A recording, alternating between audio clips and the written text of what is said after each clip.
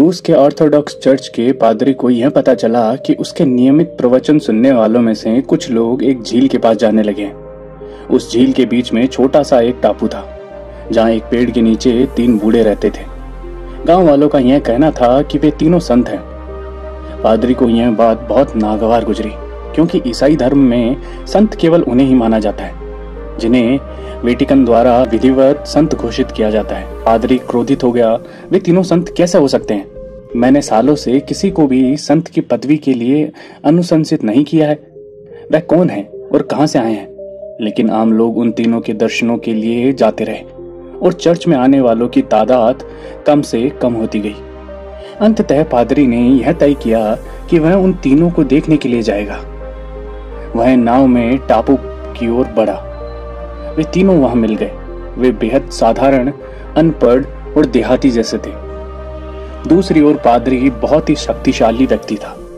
वह उस क्षेत्र का सबसे महत्वपूर्ण आदमी था। उन तीनों को देखकर वह एकदम से खिंच गया।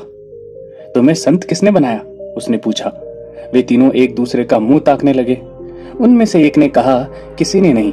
हम लोग खुद को संत नहीं मानते। हम तो केवल साधारण मनुष्य हैं।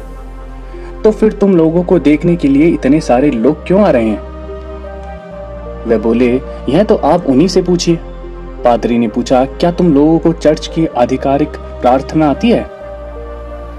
उनमें से एक ने कहा, नहीं, हम तो अनपढ़ हैं और वह प्रार्थना बहुत लंबी है, हमें तो वह याद भी ना हो सकी।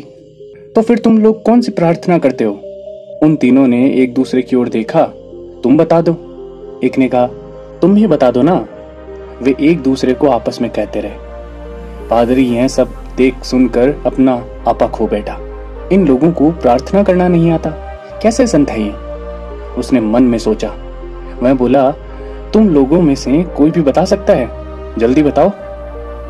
उन तीनों में से एक बोला, दरअसल हम आपके सामने बहुत ही साधारण व्यक्ति हैं। हम लोगों ने खुद ही एक प्रार्थना बनाई है।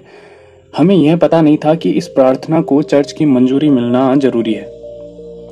हमारी प्रार्थना बहुत ही साधारण है, हमें माफ कर दीजिए। हम आपकी मंजूरी नहीं लेने आए। हम इतने संकोची हैं कि हम आ ही न सके। हमारी प्रार्थना है, ईश्वर 3 है और हम भी 3 हैं, इसलिए हम प्रार्थना करते हैं। तुम 3 हो, हम 3 हैं, हम पर दया करो। यही हमारी प्रार्थना है। पादरी बहुत क्रोधित हुआ। ये प्रार्थना है? ये तो प्रार्थना नहीं है। मैंने ऐसी प्रार्थना कहीं नहीं सुनी। वह जोरों से हंसने लगा। वे बोले, आप हमें सच्ची प्रार्थना करना सिखा दें। हम तो अब तक नहीं समझते थे कि हमारी प्रार्थना में कोई कमी है। ईश्वर 3 है और हम 3 हैं, और भला क्या चाहिए? बस ईश्वर की कृपा ही तो चाहिए। उनके अनुरोध पर पादरी ने उन्हें चर्च की आधिकारिक प्रार्थना दिखाई। उसे पढ़ने का तरीका भी बताया। प्रार्थना काफी लंबी थी। उसके खत्म होते होते उनमें से एक ने कहा, हम शुरू का भाग भूल गए। फिर पादरी ने उन्हें दोबारा बताया। फिर वे आखिरी भाग भूल गए।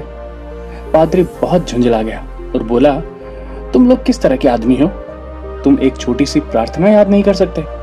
वे बोले, माफ करें, लेकिन हम लोग अनपढ़ हैं और हमारे लिए इसे याद करना थोड़ा मुश्किल है। इसमें बहुत बड़े बड़े शब्द हैं। कृपया थोड़ा धीरे रखें, थोड़ा धीरे बोलें। यदि आप इसे 2-3 बार सुना देंगे तो शायद हम याद कर लेंगे। पादरी ने उन्हें 3 बार प्रार्थना सुना दी। वे बोले, ठीक है, अब से हम यही प्रार्थना करेंगे। हालांकि हो सकता है कि हम इसका कुछ हिस्सा कहना भूल जाएं, पर हम पूरी कोशिश करेंगे। पादरी संतुष्ट था कि अब वह लोगों को जाकर बताएगा कि उसका पाला कैसे बेवकूफों से पड़ा था। उसने मन में सोचा, अब लोगों को जाकर बताऊंगा कि वे जिन्हें संत कहते हैं उन्हें तो धर्म का कह भी नहीं आता, और वे ऐसे जाहिलों के दर्शन करने जाते हैं वहां। यही सोचते हुए वह नाव में जाकर बैठ गया। नाव चलने लगी। वह अभी झील में आधे रास्ते पर ही था कि उसने पीछे से उन तीनों की पुकार सुनाई। उसने मुड़कर देखा, वह तीनों पानी पर भागते हुए नाव की ओर आ रहे थे। उसे अपनी आंखों पर यकीन नहीं हुआ। वह लोग पानी पर भागते हुए आए और नाव के पास पानी में खड़े हुए थे और बोले, माफ कीजिए, हमने आपको कष्ट दिया। कृपया चर्च की प्रार्थना एक बार और दोहरा दें। हम कुछ भाग भूल गए हैं। पादरी ने कहा, तुम लोग अपनी प्रार्थना ही पढ़ो। मैंने तुम्हें जो कुछ भी बताया उस पर ध्यान मत दो। मुझे माफ कर देना, मैं बहुत दम्भी हूं। मैं तुम्हारी सरलता और पवित्रता को छू भी ना सका। जाओ, आप लौट जाओ। लेकिन वे खड़े रहे। नहीं, ऐसा मत कहिए। आप इतनी दूर से हमारे लिए आए हैं, बस एक बार और दोहरा दें। हम लोग भूलने लगे हैं, पर इस बार कोशिश करेंगे कि इसे अच्छे से याद कर लें। लेकिन पादरी ने कहा, नहीं भाइयों, मैं खुद सारी जिंदगी अपनी प्रार्थना को पढ़ता रहा, पर ईश्वर ने मुझे कभी नहीं सुना। हम तो बाइबल में ही यह पढ़ते थे कि ईसा मसीह पानी पर चल सकते थे, पर हम भी उस पर शंका करते रहे। आज तुम्हें पानी पर चलते देखकर मुझे अब ईसा मसीह पर विश्वास हो चला है। तुम लोग लौट जाओ। तुम्हारी प्रार्थना संपूर्ण है। तुम्हें कुछ भी सीखने की जरूरत नहीं है। तो दोस्तों, कहानी का सार है कि हम कोई भी काम करें उसे अपनी पूरी लगन से जरूर करें।